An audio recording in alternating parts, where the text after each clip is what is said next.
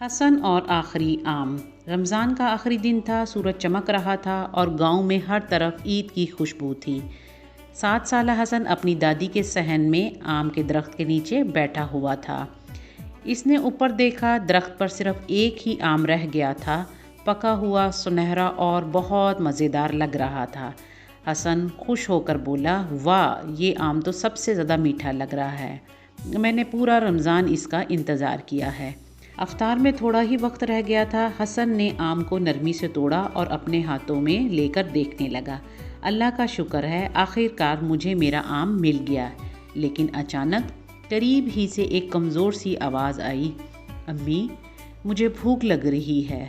حسن نے مڑ کر دیکھا، ایک چھوٹا سا بچہ لگ بھگ 5 سال کا اپنی ماں کے ساتھ بیٹھا ہوا تھا۔ اس کے کپڑے پرانے تھے اور چہرے پہ تھکن نظر آ رہی تھی۔ وہ بچہ آم کی طرف حسرت سے دیکھ رہا تھا۔ حسن کا دل نرم ہو گیا، اسے اپنی امی کی بات یاد آئی، بیٹا، صبر اور شکر کرنے والوں کو اللہ بہت نوازتا ہے اور جو دوسروں میں بانٹتا ہے وہ اللہ کا پسندیدہ بندہ بن جاتا ہے۔ حسن نے آم کی طرف دیکھا اور پھر اس بچے کی طرف، پھر مسکرا کر آگے بڑھا اور آم اس بچے کو دے دیا۔ یہ لو، تم کھا لو۔ بچے کی آنکھیں چمک اٹھی، اس نے آم پکڑ لیا اور خوشی سے ماں سے لپٹ گیا۔ بچے کی ماں نے آنکھوں میں آنسو لیے ہوئے کہا، جزاک اللہ بیٹا، اللہ تمہیں ہمیشہ خوش رکھے۔ حسن واپس آ گیا۔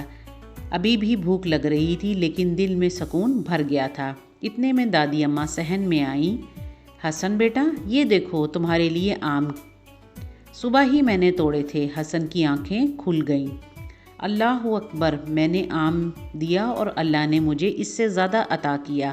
وہ دادی جان کے ساتھ خوشی سے لپٹ گیا اور دل سے کہا، شکر ہے یا اللہ، تیرا شکر ہے۔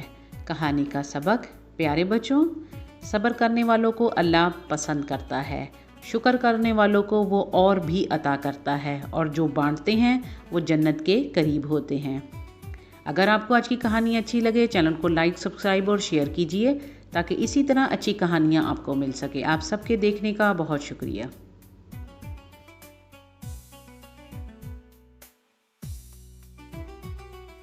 Allah see you when